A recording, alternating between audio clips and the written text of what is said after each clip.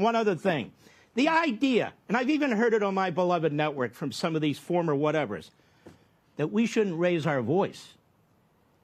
That's our job. This government exists for we the people. It doesn't exist for John Roberts, the judges, Congress, or anybody else. This whole thing was set up for us, to protect us.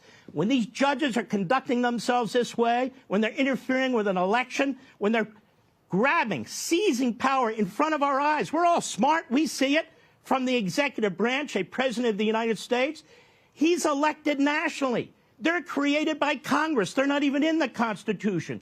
They're using a power, judicial review, that's not even in the Constitution, that was created by the Supreme Court in 1803. They should at least have some level of deference to the President of the United States. Let's bring in Mark Levin, host of the Mark Levin Show and Life, Liberty, and Levin. Mark, always good to have you with us. Thank you for joining us. So this, I want to put up here the Landmark Legal Foundation, which you were arguing on behalf of and you're part of, versus EPA decision back in 2003, which essentially says that this kind of directive, injunction from a judge must be recorded in writing, not just a verbal decision by the judge. Explain how this impacts what's going on with Boasberg and these flights to El Salvador. Let me try and help this renowned radical left-wing judge. This is called Judging 101. If you want people to do something, they need to understand what you want them to do. Martha, there's a lot of people in between that courtroom and that flight. President of the United States isn't in the courtroom. The Attorney General is not in the courtroom. The Secretary of DHS isn't in the courtroom. Literally hundreds and hundreds of people are affected by this judge's order. He knows this. He's a judge in the District of Columbia where the bureaucracy thrives. So when you're a judge, Judge 101, you don't just sit at the bench and say, you know, you ought to stop doing this and stop doing that. It doesn't necessarily get to everybody, certainly not in a timely way. He figured it out. It was a little late. It's only been the custom, practice, and tradition in that courtroom for at least 23 years when I litigated this case, which is put your damn order in writing, Judge, so the people you're bullying around and ordering around know exactly what you're doing. It's called giving them notice. That's what it's called. So let me help the appellate judges, some of whom were equally renowned for being left-wing, which is this. This is separation of powers. The fact that petitioners are radical leftists, Democrats, attorneys general in blue states, union bosses, and worse, who are bringing these cases in these cities where they know these judges from Biden, Obama, and Clinton exist. This whole thing is becoming a sham. The American people are losing faith in the judiciary. We can't have a judicial oligarchy of unelected judges at the trial court level who aren't even in the Constitution telling the president what to do on human resources, on the border, on deporting criminal illegal aliens. I mean, wait until we get to non-criminal illegal aliens. Can't tell him he can't look at payroll, he can't look at data. What is it that the president can do? Martha, these are ministerial tasks. These are normal tasks for a president of the United States. Notice it only goes one way. Biden violates immigration laws, the border's wide open, criminal aliens are coming in, terrorists are coming in, fentanyl coming in, and the judges sit on their hands. And I can go over and over. This is the greatest assault, listen to me, on the Constitution, separation of powers, Article 2, the power of the presidency in modern American history. So and let these me ask you, Mark, well, they may not talk to each other, they see what each other are doing. So there's 600 and some judges at this level. You know, in terms of the Supreme Court, if it's as egregious as you say, what would you expect to hear from them? We know yesterday Justice Roberts weighed in, really on behalf of the judges' right to say this, and the process is going to play out. There's a hearing on March 21st. What do you think the Supreme Court should do, if anything? I would say that John Roberts, who I knew before he was a judge, when we both worked in the Reagan administration, it's time to grow up here, Judge.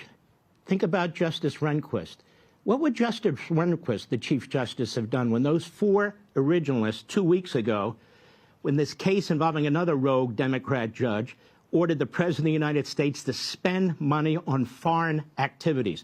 What would Rehnquist have done? Would he have joined the 4, or would he have joined the radical 3?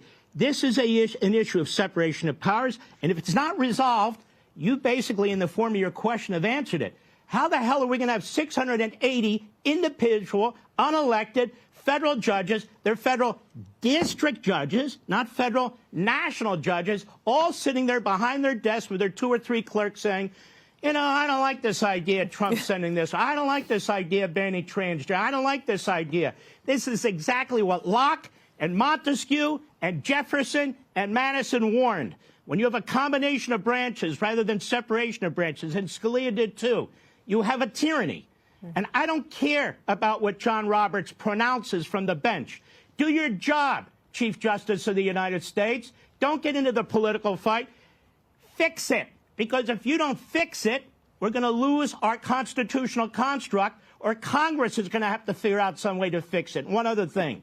The idea, and I've even heard it on my beloved network from some of these former whatevers, that we shouldn't raise our voice. That's our job.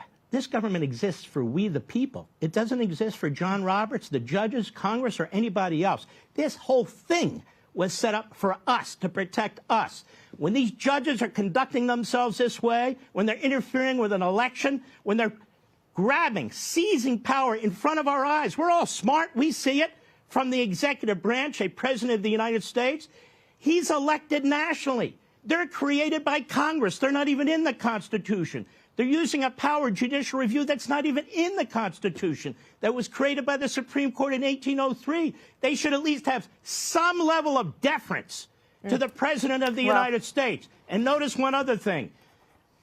Compare the number of restraining orders, injunctions, and reversals that Donald Trump has had with the last 10 presidents of the United States. We just had those up on the board, Mark. It is grotesque. Yeah, it's very interesting because, you know, last time around it was all Department of Justice. Now you've got Pam Bondi there, and she's trying to crack down on weaponization. So now you sort of see this other area, like the whack-a-mole, popping up. So now it's going to be across the country in judges and injunctions coming from these judges. But I think it's going to be interesting to see if these tests hold up. And it looks like at this point the White House is in, you know, it's better to ask forgiveness than permission mode. And we heard today they're going to keep sending people that they think are members of gangs and dangerous to the United States back where they came from. Just one quick thing. Yeah, go ahead. The White House is defending the executive branch, separation of powers, and the Constitution from rogue, radical, left-wing